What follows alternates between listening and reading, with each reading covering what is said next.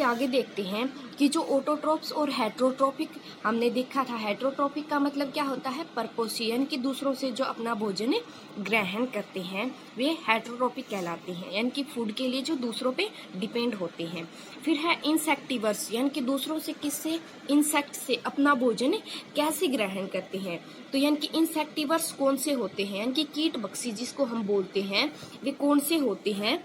जैसे कि इसके अंदर कौन से आते हैं इंसेक्टिवर्स में, जैसे कि हम एक पिक्चर्स लाइक शेप, जिस यानी कि घटपर्णी का उदाहरण हम लेते हैं, उसके अंदर क्या होता है, डिपेंड इंसेक्ट फॉर फूड, यानी कि इंसेक्टिवर्स होते हैं वो अपने भोजन के लिए किस पर डिपेंड करते हैं, इंसेक्ट पर, यानी कि कीटों पर निर्भर करते हैं। इनमें होता क्या है, यानी कि कैसे निर्भर करते हैं, कीटों को कैसे खाते हैं, कैसे डाइजेस्ट करते हैं। तो इनमें लीव्स होती हैं, जो इनकी पत्तियां होती हैं वो पिक्चर लाइक शेप में होती हैं, इनकी घड़े के आकार की होती हैं।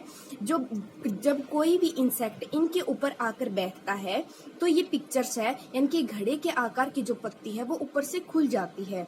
और फिर क्या होता है, जब इंसेक्ट इसके अंदर आ जाता है तो फिर से ये ऊपर से बंद हो जाती है। हेयर्स इन पिक्चर्स, यानी कि जो घड़े के आकार की जो पत्ती होती है उसके अंदर छोटे छोटे हेयर लाइक स्ट्रक्चर्स होती हैं। ट्रैप्स इंसेक्ट्स, जो किसको, इंसेक्ट को अपने अंदर जकड़ लेती हैं।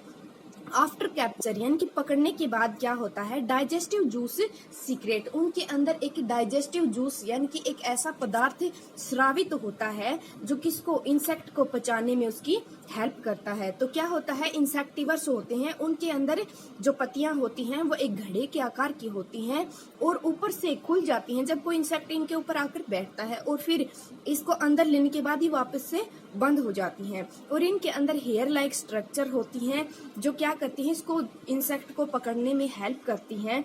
और उसके बाद पकड़ने के बाद क्या होता है, डाइजेस्टिव जूस है वो इसके अंदर सीक्रेट होता है जो इनको पचाने में हेल्प करता है।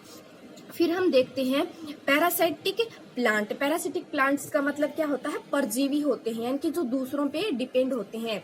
This plants depend another plant from for food, यानी कि ये जो प्लांट्स होते हैं, पैरासिटिक प्लांट होते हैं, वो दूसरे प्लांट्स के ऊपर डिपेंड करते हैं अपने भोजन के लिए। यहाँ पर जो पैरासिटिक प्लांट होते हैं इसमें दो प्लांट शामिल होते हैं, यानी कि एक तो होता है होस्ट प्लांट और दूसरा होता है पैरासाइट।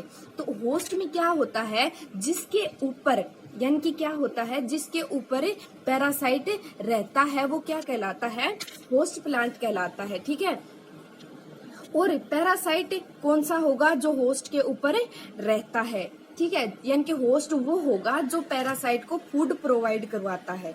ठीक है, इसके बाद हम सैप्रोट्रोप्स।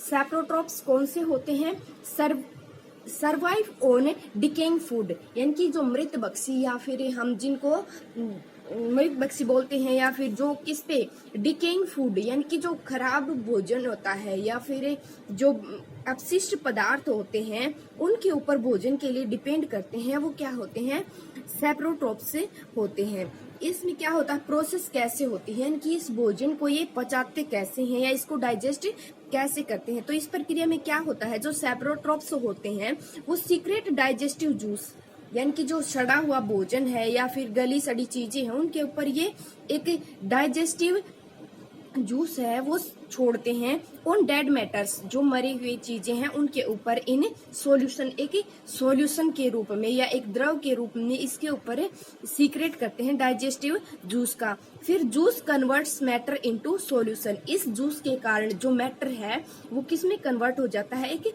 सॉल्यूशन के रूप में, यानी कि द्रव के रूप में कन्वर्ट हो जाता है। Nutrients are absorb from solution, और न्यूट्रिएंट्स हैं वो सॉल्यूशन के रूप में, यानी कि जो द्रव के रूप में परिवर्तित हो गया, फिर जीवों के द्वारा या स्पेरोफाइट्स के द्वारा, ये क्या, सैप्रोट्रोप्स के द्वारा इसको क्या कर लिया जाता है, एब्जॉर्ब कर लिया जाता है।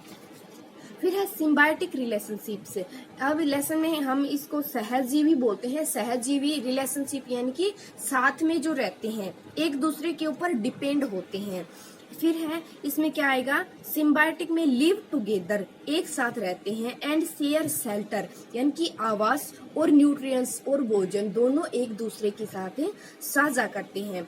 इसमें उदाहरण किसका लेते हैं हम, एल्गी और फंगस का उदाहरण लेते हैं, यानी कि एल्गी और फंगस एक साथ रहते हैं। इन दोनों को हम एक साथ नाम क्या देते हैं, लाइकेन नाम देते हैं। ठीक है, एल्गी क्या करती है, दे प्रोवाइड फूड, यानी कि एल्गी फंगस को फूड प्रोवाइड करती है, और फंगस क्या करता है, provide shelter water and minerals, यानी कि इसको क्या करता है, आश्रय देता है, पानी और मिनरल्स, यानी कि जड़ें होती हैं वो किसकी होती हैं, फंगस की होती हैं। जड़ों के द्वारा मिनरल्स और वाटर ये अब्जॉर्ब कर लेता है। और एल्गी क्या होती है, ऑटोट्रॉप्स होती है, यानी कि अपना भोजन खुद बनाती है। इस कारण से ये क्या करती है, फंगस को फूड प्रोवाइड करवाती है। अब हम देखते हैं कि इसमें यही बता सकते हैं कि आप कहेंगे कि ये जो पैरासिटिक प्लांट्स है और सिम्बायोटिक रिलेशनशिप है ये तो एक जैसा होता है, नहीं, क्योंकि इसमें क्या होता है, जो होस्ट होता है वही इसको भोजन देता है, यानी कि होस्ट इस पर निर्भर नहीं करता है, केवल पैरासाइट ही होस्ट पर निर्भर करता है। ठीक है, और इसमें एक दूसरे पर निर्भर करते हैं।